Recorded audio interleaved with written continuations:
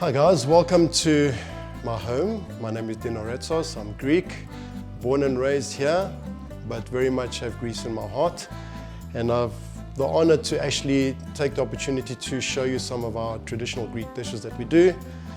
There's so many, and to try and figure out now which ones to take, who not to upset in the process, because obviously being Greek, as other European cultures, everybody's recipe is the best and everybody knows better. So guys, this is the way I do it. You can use it, don't use it. I like it, it works for me. So I hope it can add value for you guys if you want to use it going forward. I have been cooking for most of my life, about 25, 30 years. I have qualified as a chef. I've owned numerous restaurants, I've consulted, and I just, for me, as much as I love the business of hospitality and people, I believe that, although we're in the people business and we're selling to please and make people and create experiences and make them happy, I think this is the vessel, So what you use, how you cook, what you put into it is so important more than anything else. I mean, why I actually love Greek food is that it's simplistic, it's not complicated. It's just, it all comes down to the quality of the produce that you get. If you're going to waste time sourcing the best products. Don't go faff with the cheap stuff because you want to save, because I promise you at the end of the day you're going to taste the difference. Keep it simple, don't overcomplicate it, and I promise you'll see with some of these dishes, beautiful combinations, easy, nothing to stress about. And we always love to share. So a lot of the things I'm going to show you in terms of the savory, we're going to do a Saganaki, some meatballs and tzatziki, just a few little tapas type things that you can do at home and share with your friends, because that's how we all eat. We like to share. And then in terms of desserts, if anyone knows me, Rozigalo, which is a rice pudding, super simple, nothing complicated, but it's very nostalgic for me. It just takes me back to Greece when my aunt used to make it for us in the village. At the end of a heavy meal, and you can have it hot, you can have it cold, it can be a breakfast, it can be a dessert. It's a very practical thing, but for me it works so nicely. And then we're going to do now, which we're actually going to start with, is a Portokalopita, which directly translated is an orange cake. It's sweet, dense, moist, and such a classic Greek dish that I felt I had to share it. And there's quite a few things that's nice and different about it, especially when I'll show you now. So if we go through the ingredients of that, instead of using flour, what we've done is we take filo pastry, which is a very Greek thing, and I've actually dried it in the oven for about 8 minutes. Very low heat, like 90 degrees. Just literally fold it, let it dry out, open the door when it's done, and just let it keep going. And I've scrunched it out. So if you can see here, this would be the flour, which is the crushed filo. And then with that, we're going to use proper Greek double thick yogurt. Orange, which we're going to use the zest, just to give it that extra elevated flavor. And because we're using normal filo, we're going to extract, and then sugar and 4 eggs. Simple. And then we're going to finish off also with some with oil, normal vegetable oil, and then orange juice, just to give it that extra flavor. Because Portokalopita, orange, we need to get that flavor in. So to start off, we're literally starting with our eggs and sugar, which we're going to beat for about 3-4 minutes just to get to a pale yellow consistency.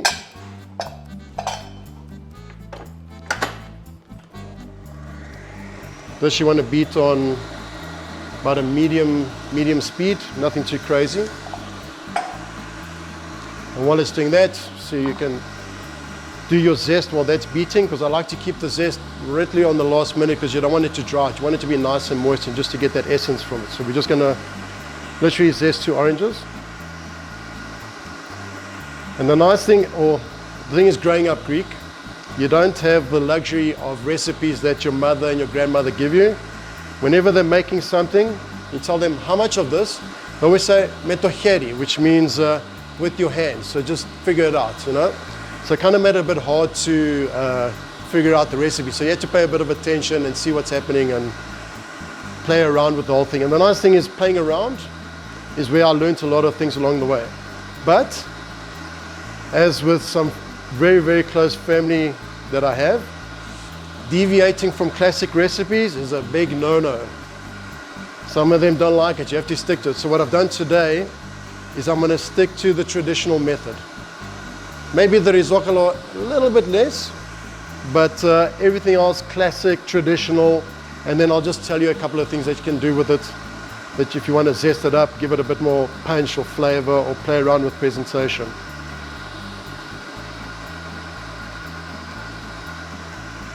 It's nothing better than when you do this with lemons, with orange, you can actually smell the flavor of the orange as you're zesting it, which is amazing. And almost there.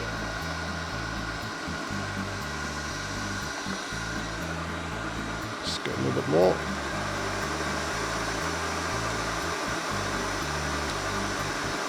Okay.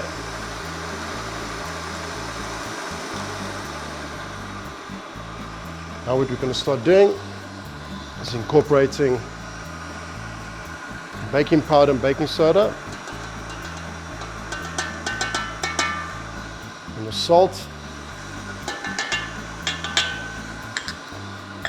a bit of vanilla extract. Just give it a bit of a shake just to make sure it all mixed nicely. That's about a tablespoon, but meto as much as you want. If you like a little bit more, throw in a little bit more, which I do.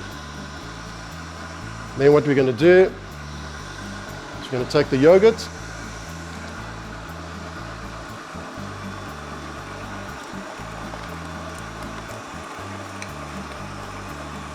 mix it in, our zest. And if you see it splattering to the side, just turn the speed down a little bit. Using your spatula, just take it off the sides and just get it all in there, so you don't make sure it's all nicely incorporated. And the nice thing is the Portokalopita, it's actually quite a simple, foolproof recipe. There's nothing that you really need to pay attention to. Just make sure at all times that everything's very nicely incorporated, and then you'll be good. And then lastly, the zest.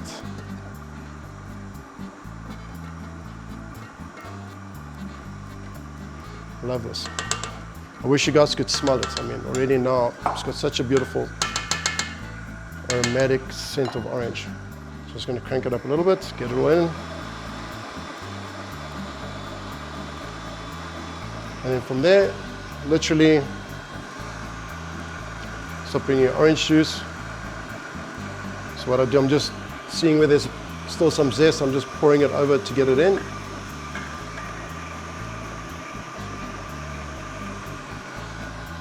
Oil,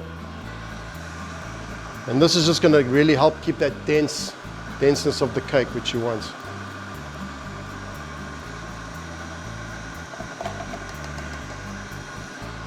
Okay, so far nothing complicated, guys. Super simple. You know, we don't want to complicate our lives. Once it's nicely mixed in, you're going to see it's going to be quite a wet mixture. Okay, happy days. Let's get this little bit of extra zest off here. And now when we fold in the filo, because the texture is quite coarse, we're just going to incorporate it slowly because you don't want it to start clumping up, because when it bakes, it's going to have these little not so cool bunches, and it's not going to be fun to eat. Also, when you're crushing your filo, if you see some of the pieces are a little bit underdone, just take them out. You know, don't stress it too much because you don't want doughy pieces of filo. So as you can see, I'll show you guys here, nice and runny. Because obviously now when you incorporate the filo, it's going to thicken up nicely. So a little bit. Just fold it.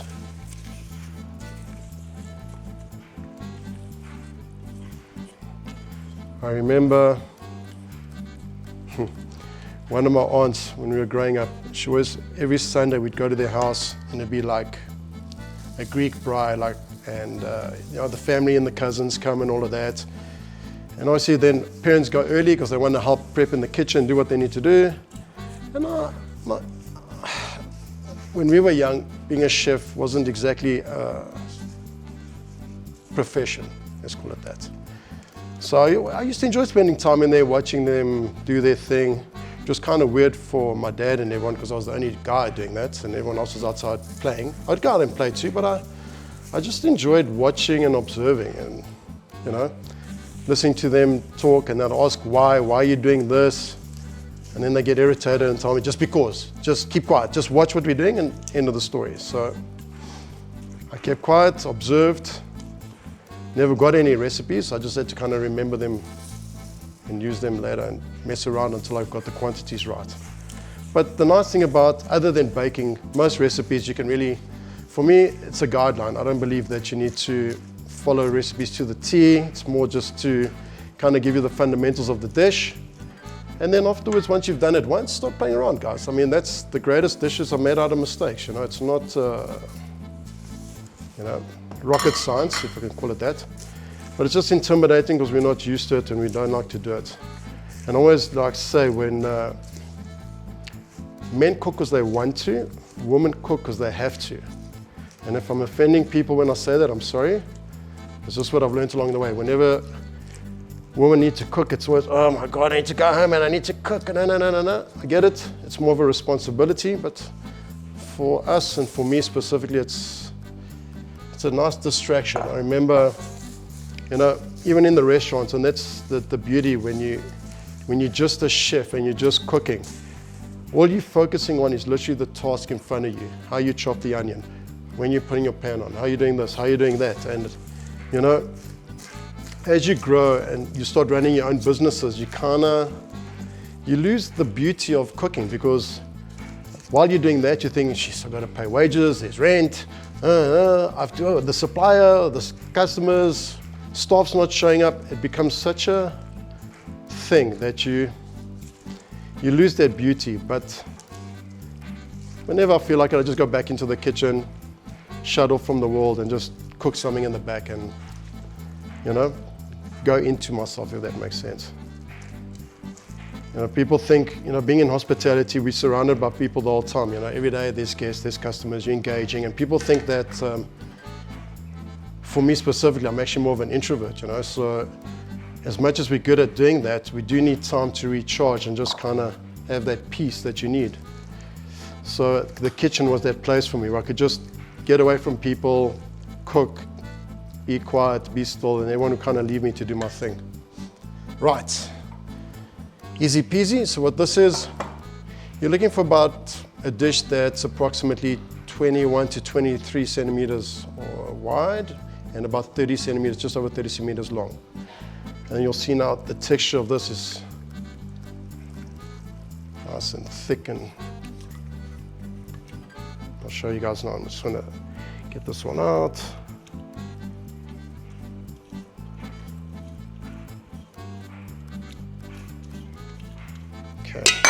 Whoopsie. So we're just going to spread this into the tray, nice and even.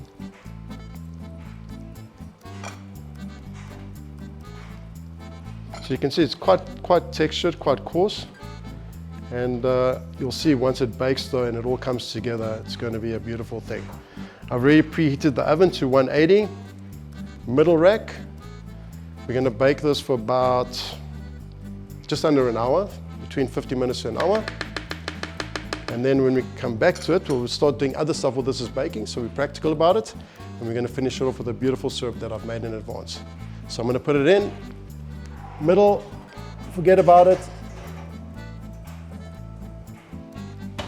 There we go. That's that, round one, done and dusted. Next, we're going to do the Rozigalo. So I'm just going to do a quick little cleanup and then we'll start round two. Thanks, guys. Okay, guys, welcome back for round two. As I told you, what our focus is always to keep things simple and really just focus on getting the best quality ingredients, especially when it comes to rice. And now what we're going to do with the Rozigalo, fresh milk, cream, simple cinnamon, sugar, and afterwards just some crushed nuts on top. I promise you, you're going to say, oh, that's boring. Cool, just taste it, and then you will say. So what I've done in advance, just to help save us a little bit of time, is we use sushi rice. And what I've done is literally just cooked it in a bit of water just to get rid of that excess starch at the beginning and to cook it through. 8 minutes, simmer, strained, and ready to go. So that's already done for us. Then, milk. What we're going to do is now switch on the heat. Literally all you want to do is have it simmer. And I promise you, you're going to laugh at how simple this is. All that's doing, we're going to take the rice, just put it inside.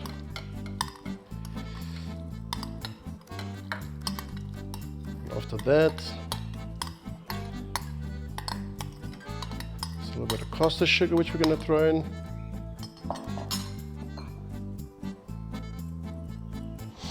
Vanilla paste, if you want to be super cool, vanilla pods, but guys, this is so much easier. Again, as much as you want, I like it, so I give it a bit. We're just going to stir it through.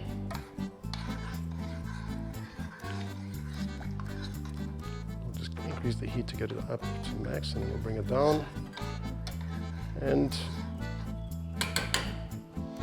while that comes to a simmer, I think in my life I've probably eaten this 1,000 times. When you go to Greece, the nice thing is you literally find them in the stores ready. You buy a couple, you take it home in the fridge, open it, take it. But I mean, it's so easy, guys. You can make this at home. It's such a fun thing to do. It's so easy. My grandmother used to make this for breakfast in the mornings, and in the mornings, especially in the winter, I used to have it warm. And just in the summer days like now, we're going to cool it down in the fridge, and then we'll show you how to present it. Again, literally going to finish off with a bit of cinnamon and crushed nuts. And if you want, you can do a bit of fruit on top, maybe a berry.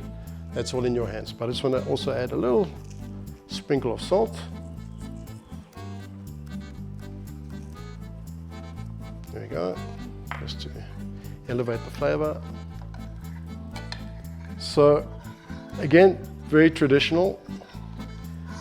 Just to give you an idea, in South Africa, or normally what the guys do is they add maizena or cornstarch to thicken it. I don't like it to do it that way. It's just, it has a funny texture. Oh, not funny. So what I've done is, in advance also, I just bought some whipping cream, and I've whipped it up to, not thick, just almost like a ribbon stage. And literally once this cools down afterwards, I'm going to fold it in, put it into your container, however you want to serve it, put it in the fridge, forget about it, and when it's time to serve, guys, just take it out. Cinnamon, nuts, bum, thanks for coming. And I think that's one of the great things about Greek cooking. It's just that it's really not complicated. I mean, if we had time, one of my most nostalgic dishes is Juvetsi, which is literally slow cooked lamb in the oven with orzo or kritharaki, that we say, tomato, cinnamon, bay leaf, a little bit of wine, stock. And I mean, that's it.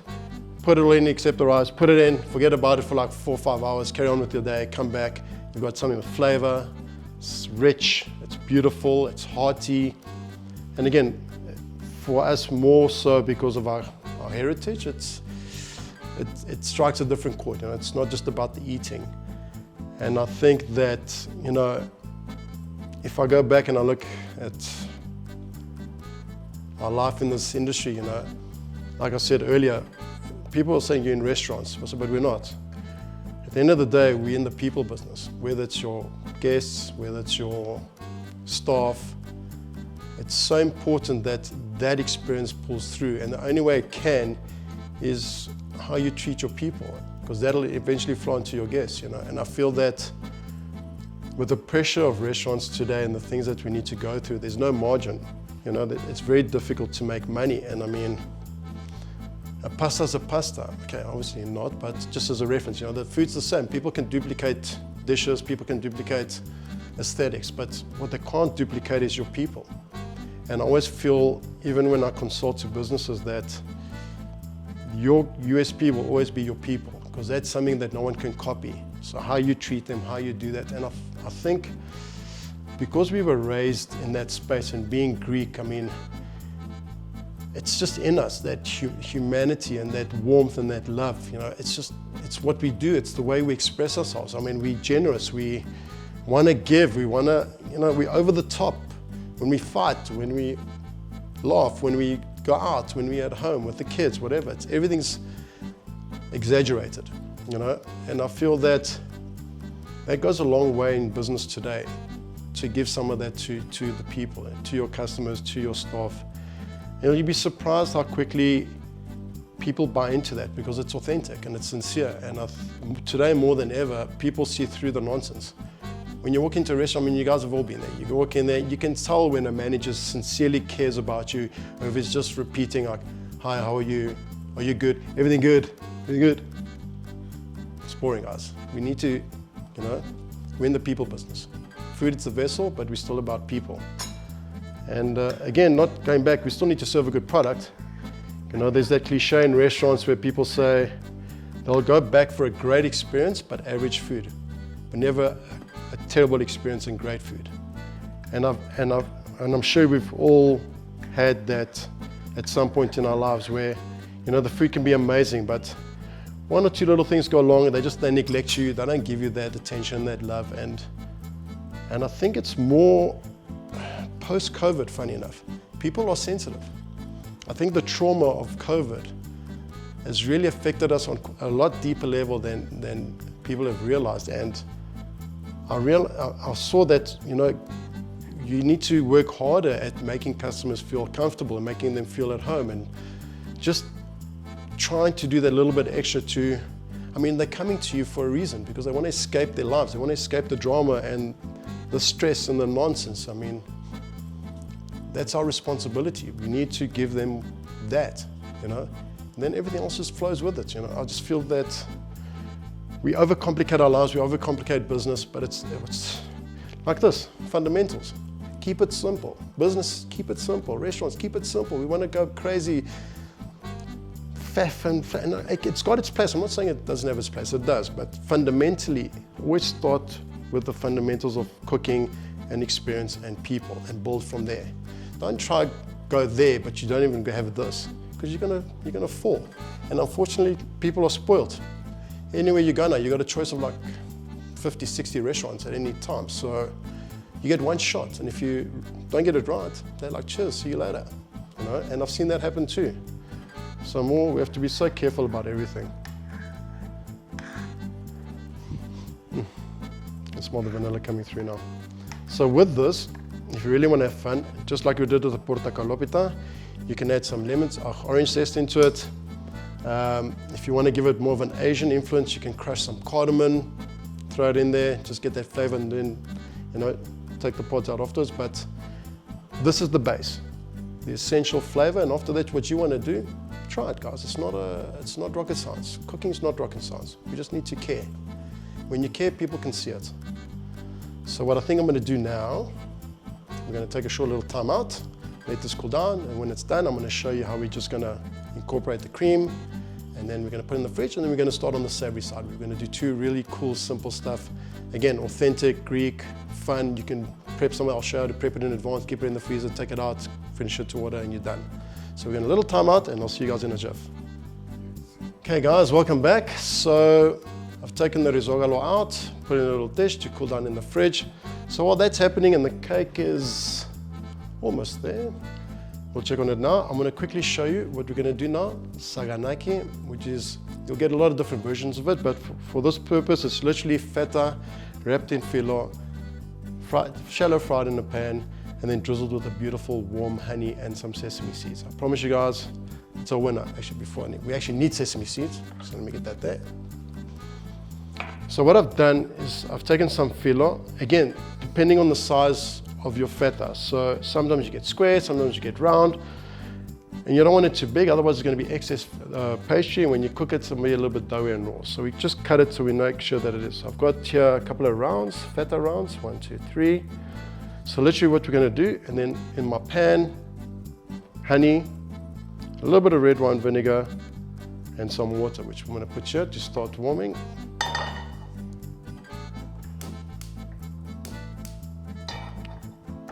Keep it on that, doesn't have to be too high because you have to fry. So while that's happening, what we do initially is just brush. We're going to use 2 pieces of filo for each feta. So literally I'm going to just brush it with some olive oil, like this. And then just pull it to one side. We're going to brush another piece.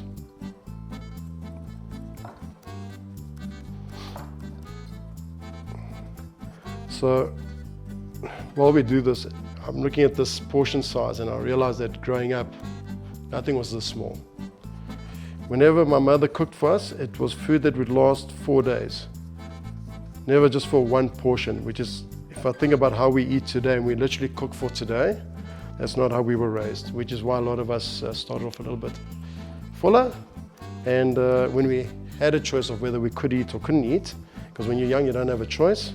You have to eat your food, and you have to eat everything that's on the plate, because you know how many people there are in the world that don't have food to eat, and you're selfish and you don't want to eat, and I spent all day in the kitchen with you to make this happen for you, blah, blah, blah, blah, blah. You feel guilty, and next thing you've shoveled 2 plates of food down and feeling sick, but at least you're not getting shouted at. So it was a compromise. But look, the food was good. So it wasn't like it was a struggle in that regard, but it was a lot. I mean, especially with pasta, minimum 2 plates. So we're done now, so stretch this out nicely. So what we're going to literally do is take your feta, put it in the middle, and you can decide on a cool, when I look at it, it might still be a little bit big, so what we can do is just play around and cut the extra pieces off.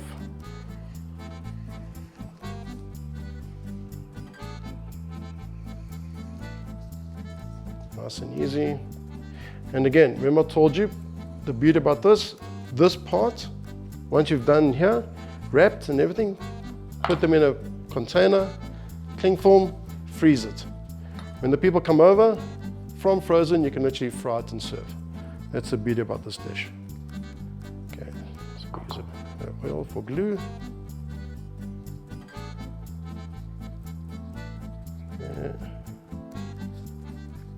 Yeah. I mean, geez, how complicated. How complicated. That's parcel 1. And we're going to go on. Let's do, I like odd numbers, but we'll do 2, just so that I don't bore you with conversation.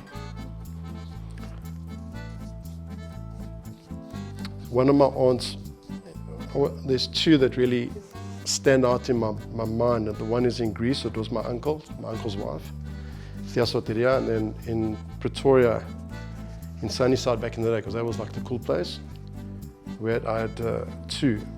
The one was Theorania and Thearina. And man, proper old school comedy stuff. You know when you see them in the movies and you think this doesn't happen in real life, where they'll sit, but they're screaming at each other. I'm not going to say what they say because I don't know who's going to listen and they're going to hear the words, but they were very expressive in terms of what they thought was the right way to make something. But one of the dishes I love that they used to make, okay, we won't make it today, but it's, again, I'll tell it to you, you can make it, it's so easy. It was literally pasta, but the long, thick pasta, the macaroni, boiled, burnt butter, and you want that nutty flavor of the butter, must be a nice brown color. And we used to have this Greek cheese, it's called mizithra. So it's a very salty, hard Greek cheese. And you literally put some pasta, mizithra, burnt butter, pasta, mizithra, burnt butter. So simple, like literally that's what it was, but man, that saltiness from the mizithra and that nutty flavor from the butter, jeez. That was easily 2 plates gone without even getting started. And being in South Africa, you couldn't find mizithra. Now they started to bring it in from Greece and all of that.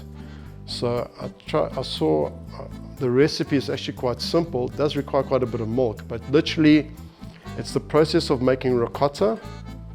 But you then, once it's made the curds and you sieve them out, you put it into a little muslin cloth and you just let it strain. And with ricotta, you let it strain for a little bit, but that you let it strain for a while, like days. You want it to dry out, and every day you add salt, add salt, add salt. So it takes in the salt and it becomes a nice dry, hard cheese. You know, you start in the fridge, and when it's a little bit drier, you just leave it outside and let it dry till it became a hard cheese. It was a little bit of PT. It took about 5 days, 3 to 5 days, depending on how you want it. But I promise you, the results were pretty good. I mean, considering that it's not local, because again, in Greece they use goat's milk, where here we use normal cow's milk. But in terms of the saltiness and the intensity, it was all there. Okay, so I've warmed up the honey. It's nice and runny. So I'm I'm just going to keep this on a very low heat. So what we're going to do now, olive oil in the pan, just enough to kind of coat the surface.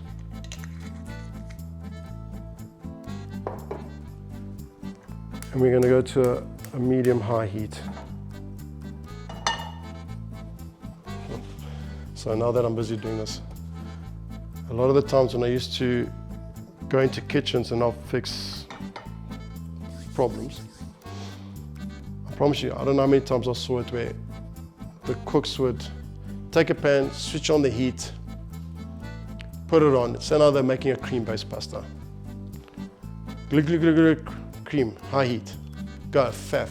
Forget about it. Go do something else. Starts to reduce. Then they realize they've over-reduced it. Let's put some more cream and compensate. Go away.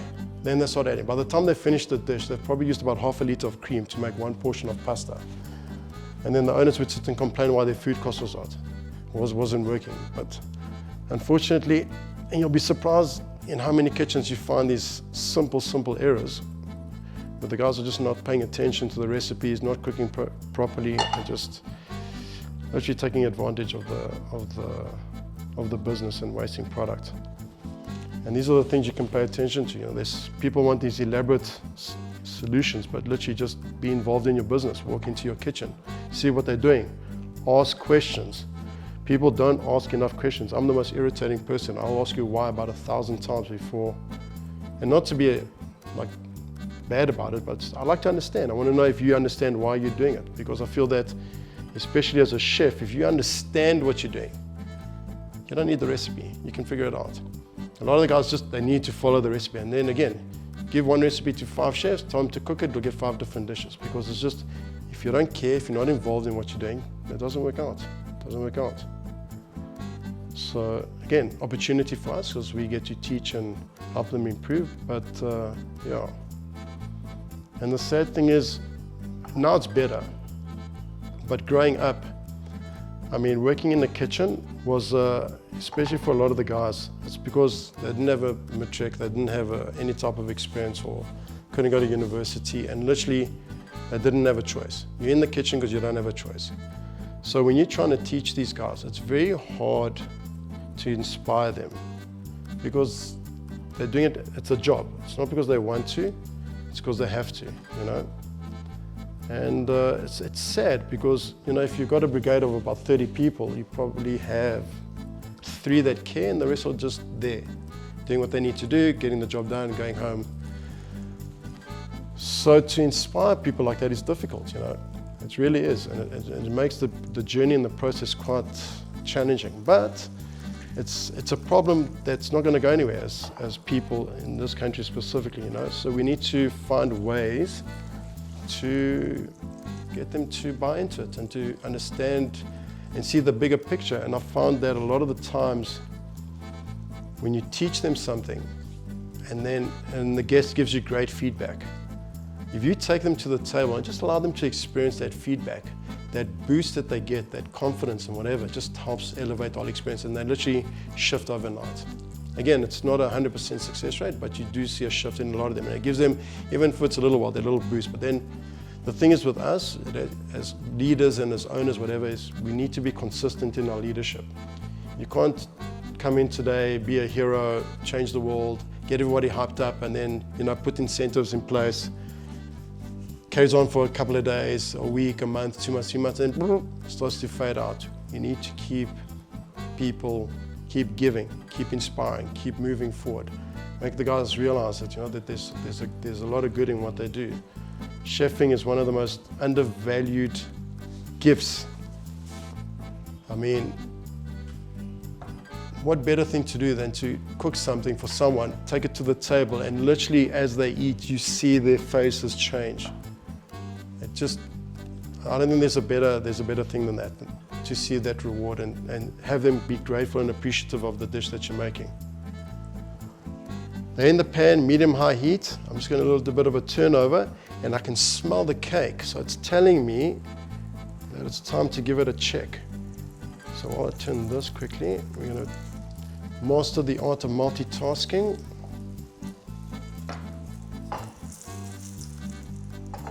that for a jiff. Let's check our cake. Oof, just beautiful color. And this is literally what you want. Wow, look at that. Wow, wow, wow. That's proper. Okay, so let's make some space. What we're gonna do now, you see, we're gonna teach you how to multitask. You can keep an eye on that. And I bought some toothpicks, which I'm gonna use to punch some holes in this baby.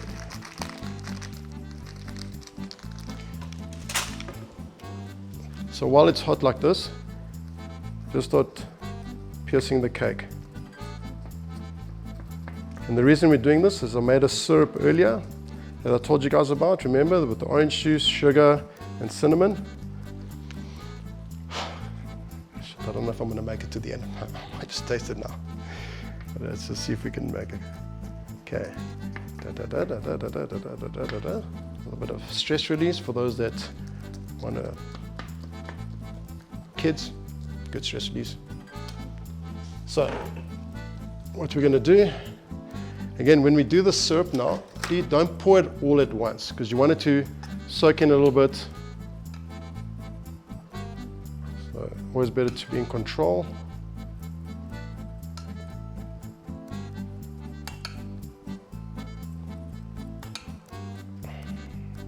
Guys, I wish you could smell what I'm smelling. My word, this is great.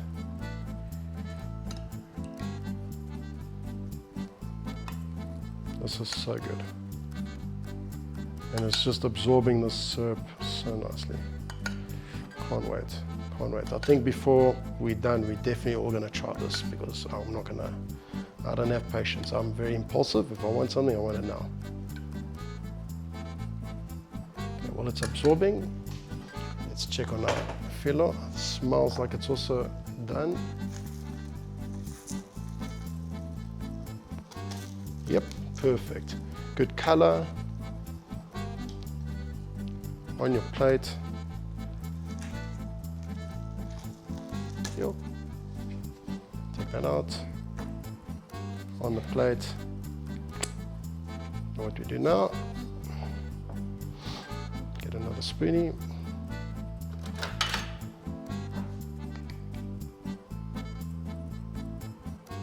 A little bit of honey over the top.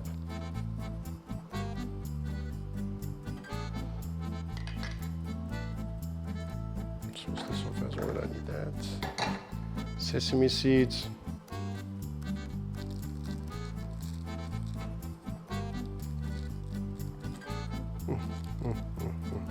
I think what I'm going to do, I'm going to cut one in half so you guys can see the inside.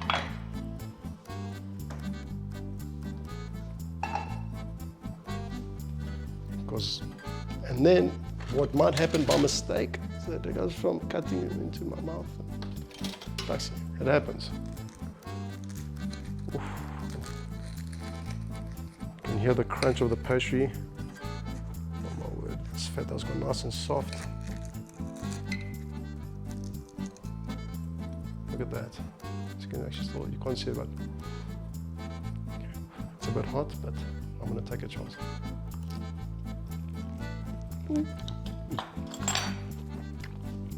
Okay. I have to take credit, it's flipping amazing. And again, how simple was that? I mean, we've been chatting for like, not even that long, guys. We smashed 2.5 dishes and we're gonna do the last one now. That's how simple it is. Get the rest of that.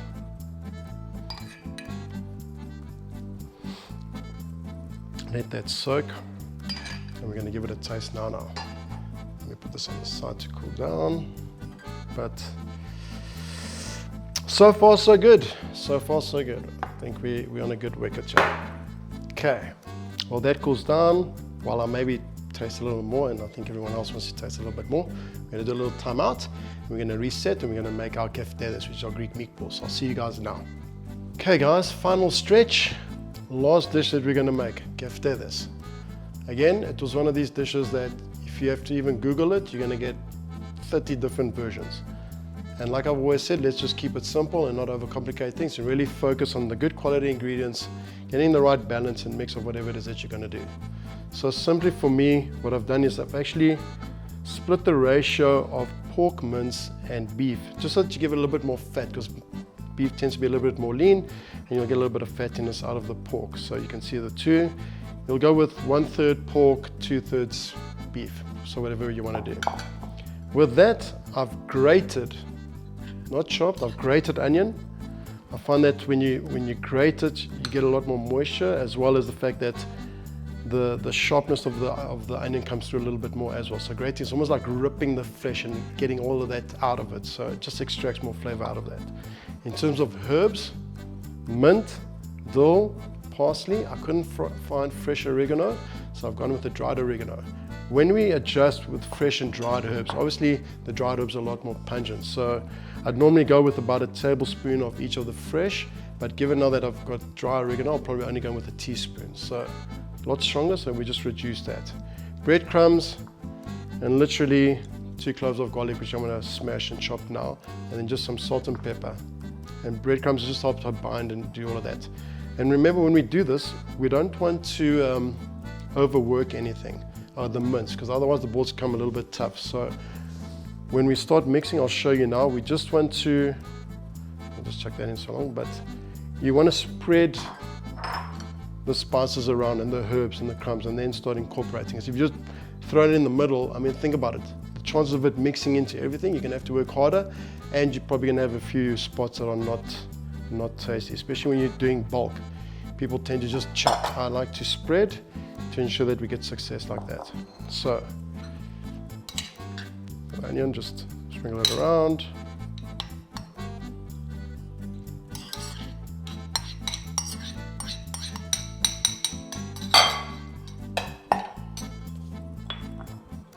With your cloves of garlic, literally just give it a bit of a crush. Get all that out. So I was telling the team earlier about, growing up in the industry from when I was young. And my father was actually born in Greece and came here when he was very young, when he was like 16.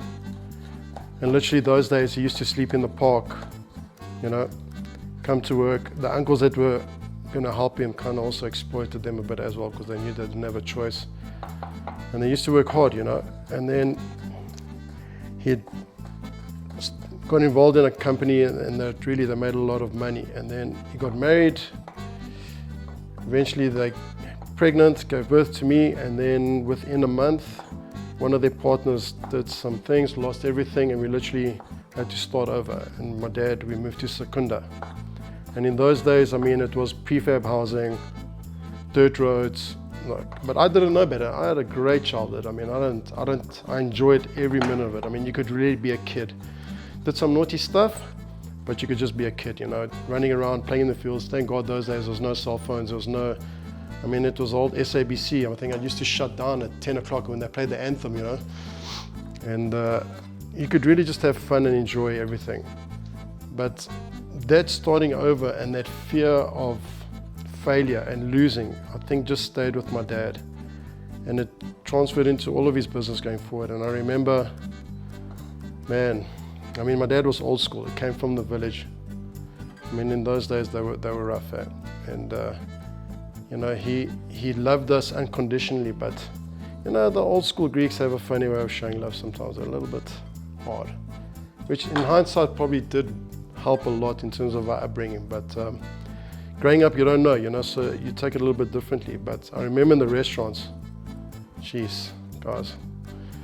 For those of you that have been in Pretoria your lives, if you remember Parrots back in the day, in like the 90s, that was us, and I was a kid.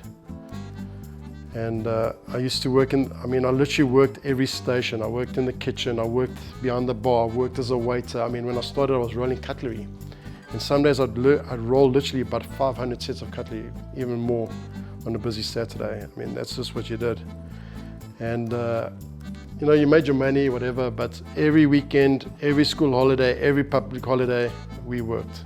From when I was 15 till I was 20, we grafted. I think the first time I took a holiday was my matric holiday. But within that, I mean, my dad was so hard. I mean, if we did something wrong or if he was in a bad mood, trust me, you'd know about it. He used to bang, it's just those are the top section of my parents had this bar, marble bar. So if my dad was standing there and he'd go like this, and you just check staff, headless chickens, everyone, and if he starts walking on the floor, everyone's scrambling because they knew if my dad found a mistake, there'd be problems. But it helped define a lot of my character, you know, that's non-negotiable when it comes to having high expectations of yourself and in business and not settling. You know, I think as soon as you start settling for things, that's when your business starts going down. And I mean, we used to be busier those days, but sure. I think when I was like 16, 17, and I was running the pass. And in those days, it's not like today where everything's computers and digital. I mean, the guys that know this will know. Dockets were handwritten. I mean, they were carbon copies. So I'd be in the kitchen, I'd have probably about 50 orders on the pass, uncalled orders in my hand. Jeez, I used to wake up like with heart palpitations monthly and think about that stuff there. But, you know, it broke me and it kind of gave me a bad taste for it at that stage. But when I came back, I was ready. So I did walk away and I came back. And then when we started over and I started to really get involved in this game, it helped set a good foundation for me. So the lesson is, you know, it's like Steve Jobs says, you can never connect the dots going backwards, you can only connect them going forwards. And I feel a lot of the lessons we learn as kids, you know, we don't understand, you know, we take it the wrong way, but only later on. And unfortunately, sometimes it's only after our parents pass or whatever that we realize the lessons, but then it's too late, you know, you don't get to say thank you. But I guess you show appreciation by transferring that to your kids, but in a bit better way. We evolve, we take what we want and we discard the rest, but we grow and we learn and we do what we need to do. And you know, it's something you're always going to be grateful for. And I'm busy faffing, I just don't like faffing when I do this stuff. Again, I try to leave the stalks quite thick and they're pungent. You don't want that in your mix. But I mean, yeah, I remember those days I used to knead dough on my hands and knees in the kitchen. You know, because my dad didn't want to buy a dough machine. So I used to literally on my hands and knees every day. And I think I was still like learning Afrikaans and I didn't know a lot of stuff. And I remember the one time there was a customer, and in those days I used to still smoke in restaurants, if you guys remember. And she wanted an asbakkie. So I thought she wanted an ice bucket. So off I go, come back with an ice bucket, and this lady's just looking at me and saying, what is wrong with you? It's like, you wanted an ice bucket? So it's near an asbakkie. I'm like, ooh, cool, got you. Sorry about that. So yeah, it was fun. One thing I can tell you, restaurants give you the best stories, because I can give you plenty stories about customers, about staff, stupid things we used to do. But if I can give one word of advice, those wanting to go into the game, if you don't love it, don't touch it. If you think you're going to go into that to make money, you're going to lose and you're going to take years off your life. Because it's not a career, it's a lifestyle. I think when I was properly involved in my restaurants, I used to work 7 days a week, open, close, every day. And it got to a point even when, you know, my daughter was still young. I think she was 1.5, 2. When I used to want to say goodbye to her in the mornings, she was just like, she didn't want to know me because I'd hardly spend time with her. She'd rather just go to her mom. So you have to find that balance, you know, to still remember that you're a family man first, but the business is the business.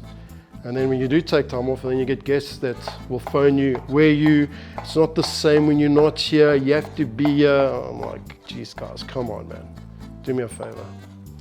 So there's two sides to this industry, you know. It's super rewarding, but everything, it's got two sides to it and it comes at a cost. So always be prepared for that if you guys are going to go into this.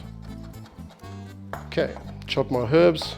Doesn't have to be super fine, a little bit of rough texture. Again, it's a Greek dish, simple. You don't want to overcomplicate it, and just literally spread it over like this. And I love herbs, so I'll probably add a little bit more than I should. But again, breadcrumbs. What I'm going to do is I'm going to throw some in and then I'll mix and I'll see if it needs more. Regani, we said about a teaspoon.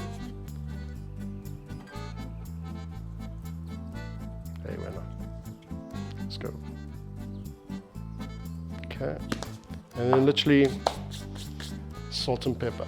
And we're just gonna mix it in nicely.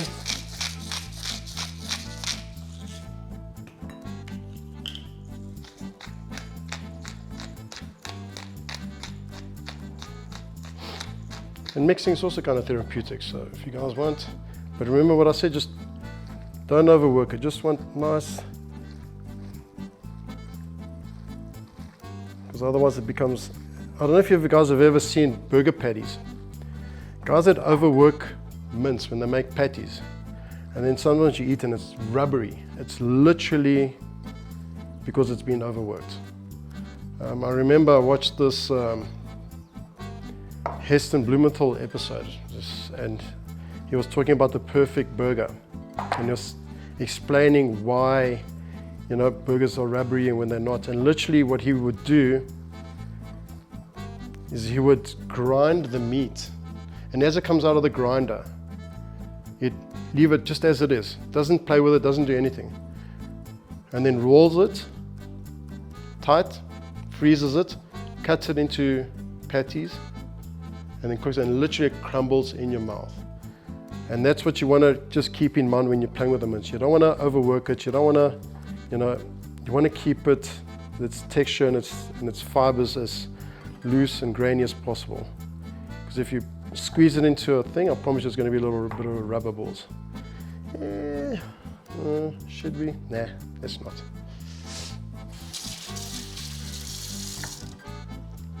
Okay. So when we roll the balls, what you want to do is have your hands a little bit more wet, so then the mince doesn't stick to your hands. So what we're going to do now is I'm going to put a little bit of water in here. And you want, I don't know, you can decide how big you want your meatballs. Just remember, the bigger they are, the longer they're going to take to cook.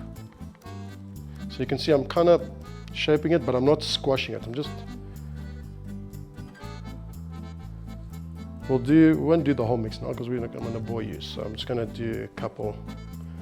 What we're going to do afterwards is just dip them in a bit of flour. Jeez, I've lost my touch. A little bit not the same size, but anyway. Let's make, how many are we? 1, 2, 3, 4, 5, 6. We'll make at least 6.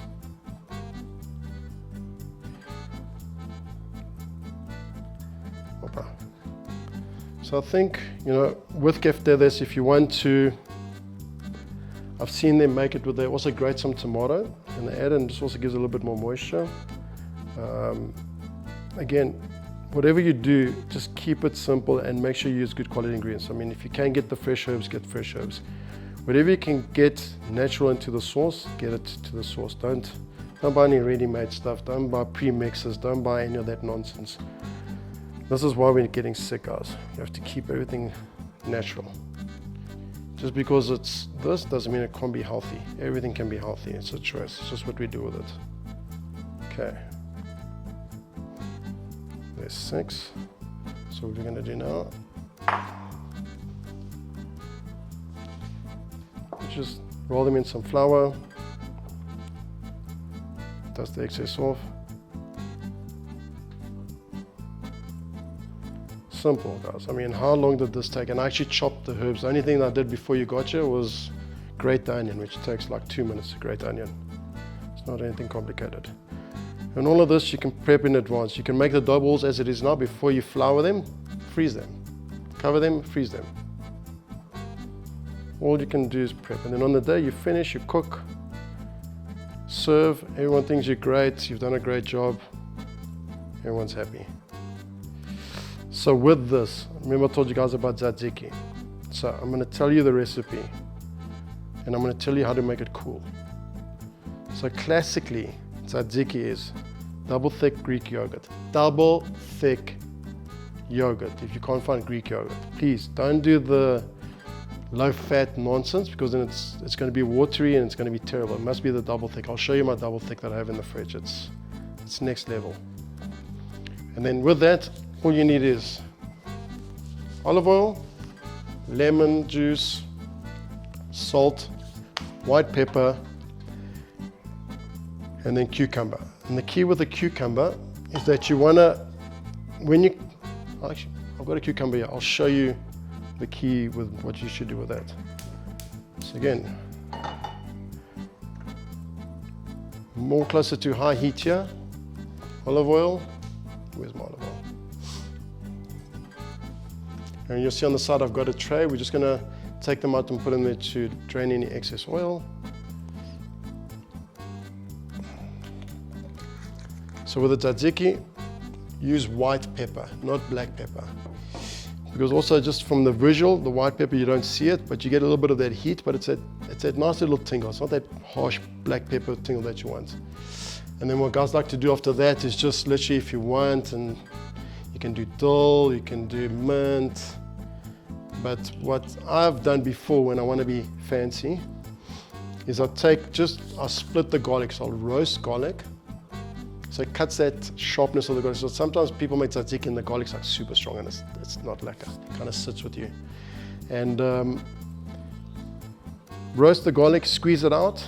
Then what I do is take some lemon zest. Again, just to elevate that flavor profile. Mix it in, along with a little bit of fresh garlic. Gradually add your olive oil. I know people like to use vinegar traditionally to put into it, but I'd use lemon juice instead. Just make sure you strain it, get all the pips out and all of that. Mix, mix, mix. Salt, white pepper, taste it. If you see it needs a little bit more, that's the beauty about the tzatziki. You can play with it. Rather add less, taste and add as you go, because I think once you've added too much, you can't go back. So that's my tzatziki thing for you guys. Super simple, doesn't need a recipe. I'm just going to show you how to cut the cucumber and what you need to focus on, because what you want to do is de-seed it, take the skin off, and then you grate it, and then you strain all that excess moisture out of it, because that's the key. You don't want any, because all of that water will transfer into the yogurt. It's going to make it grainy, and then it's not great. So that's probably the key thing you need to focus on when you make tzatziki, is just to make sure that it doesn't become runny, which is why, again, I can't overemphasize double thick yogurt. If you can't find traditional Greek yogurt, double thick yogurt. While the pan's heating, let me show you. I mean, when you go to Greece, there's no greater simple pleasure. Double thick Greek yogurt, honey, and crushed nuts. But again, like honey, we use thyme honey in Greece. Guys, it's next level. And if you've got the time, try and find great honey, because I promise you can taste the sugar. I just want to show, look at that. That's what you want, nice, thick, that actually doesn't even fall off the spoon. What?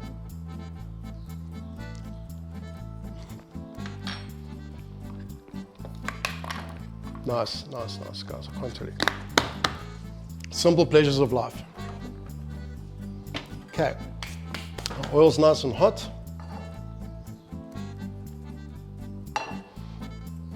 If you want to be healthy, you can bake these in the oven, and with Saganaki, if you want to be healthy, brush it, bake it in the oven. You don't have to fry anything in oil. But again, this is because this is the way they did it, so this is the way I'm doing it.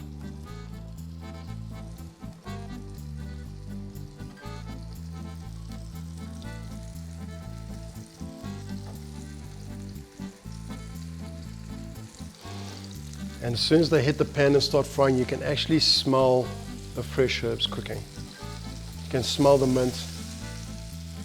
It smells amazing.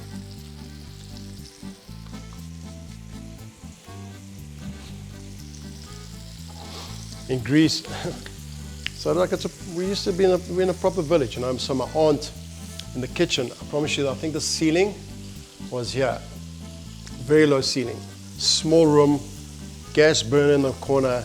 If you walked in there, just by sitting there, you're going to lose about 2 liters of water. It used to be so hot in summer. And she used to cook and clean. I used to watch her. And this is where I got scarred for the first time when I was a kid. My cousin, grandfather. Okay, this is a gross story, but anyway, funny at the time.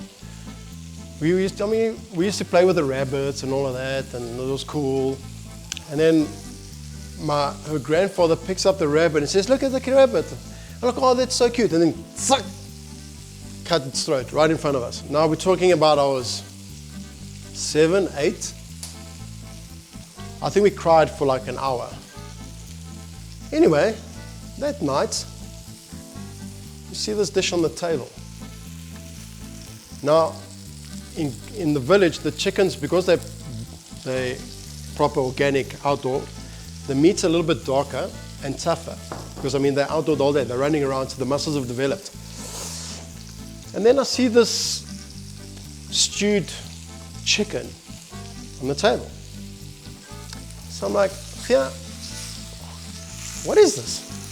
She goes, it's chicken. It's like, well, it doesn't look like chicken. I said, but it is, look, there's the leg, there's the thing. The head that cut off, obviously, so no one can make out what it is. It's like, it's chicken, have it, it's good. I'm like, really? She goes, yeah. And I'm not gonna lie, it was really good. Really, really good. Anyway, carry on, chowing, great, lunch, whatever. Go upstairs, and I come back later and I want to get something out the fridge. And I promise you, as I open the freezer, there's another rabbit, head still on, sitting like this, and I pull it out. I'm like, did you make this? She goes, yes. And it was weird because I really enjoyed it. So it was like a happy, sad thing. I was like depressed because it was a rabbit, but I enjoyed it too. But that was our first exposure to that type of stuff. So they did it a little bit different. And my uncle had this little, like, in the village we had this little cafe, and then like the old folks would come and they drink retsina, which is like this Greek wine. And I used to make the retsina and the little Greek coffees and this little thing for them. And it's funny what you remember is the smells. Like the downstairs where we stored the retsina in the barrels, it had a very musky smell. I used to go into the little cafe.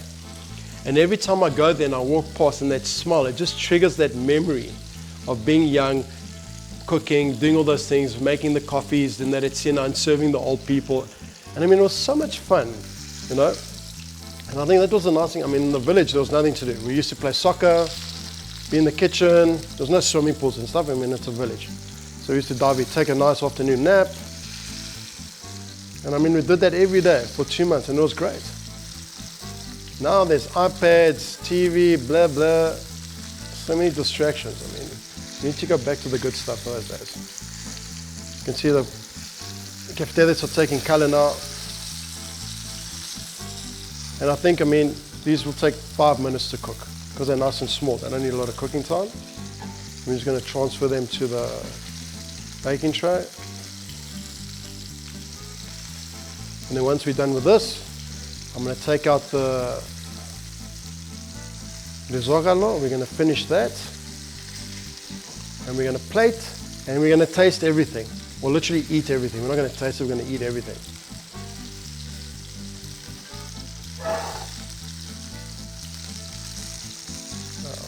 Just make sure you get color all the way around. Even though they're round shaped, just like move them around with your spatula.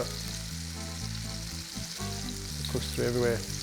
And you can feel, even though when I'm pressing it, I can still feel that the texture is nice and soft because I haven't overworked them when I was rolling them.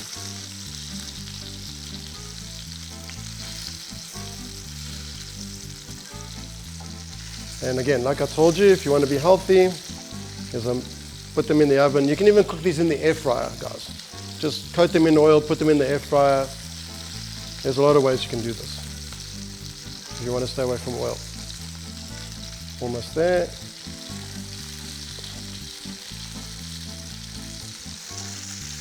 Okay. So far so good, simple, nothing complicated. This whole journey has been pretty cool. And I think that's why I love Greek food as a whole. Just the flavors, the authenticity, the simplicity. That's really what makes our cuisine quite unique, you know. And again, you can really go to town and really zhuzh up these dishes, but again, start with fundamentals. Do it well, keep it simple, and go from there. Okay. Let's drain the excess oil.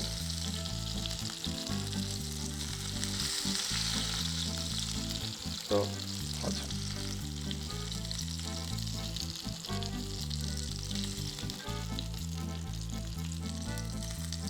And that's it. While those cool down,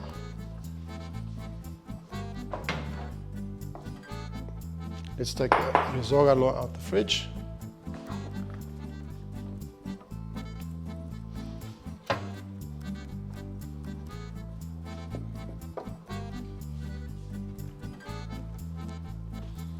So you can feel nice and cool. So literally we're just gonna mix it through again, and then I'm gonna fold.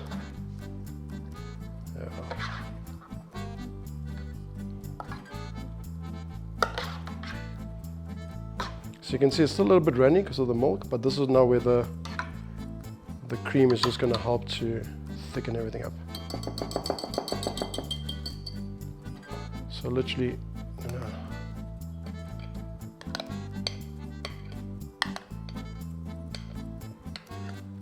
scoop that in.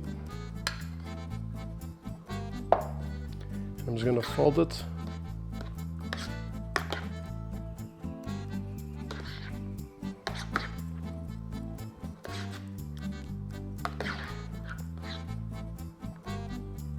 And now from here you got two choices. You can either plate it as is, but I like to let it set a bit more, but like now when so it's not gonna be fancy, but it's gonna be great. What we're gonna do, let's take our cinnamon.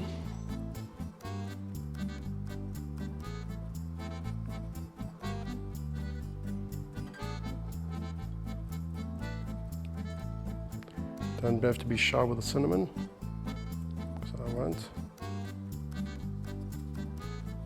And then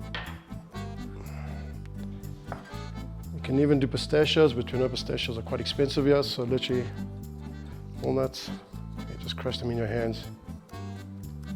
You can even do it in the pestle and mortar if you want, but I'm a tough guy, because I can crush these in my hand. So this is all it is, guys. The Rozigalo, what you can do before that, you can put it into little vessels, then drizzle it with cinnamon and crushed nuts. But do the crushed nuts as you serve. Don't do it before because they're going to go soggy. But I promise you, simple pleasures, guys. That's what this whole journey's been about, simple pleasures. Keep it clean. Okay. A few more.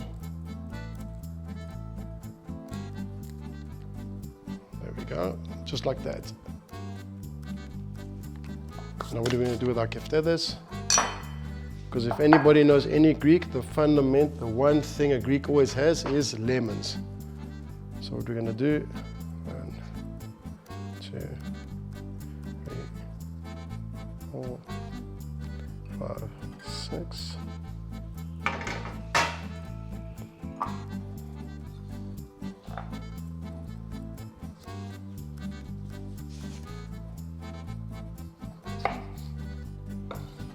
Drizzle, fresh lemon.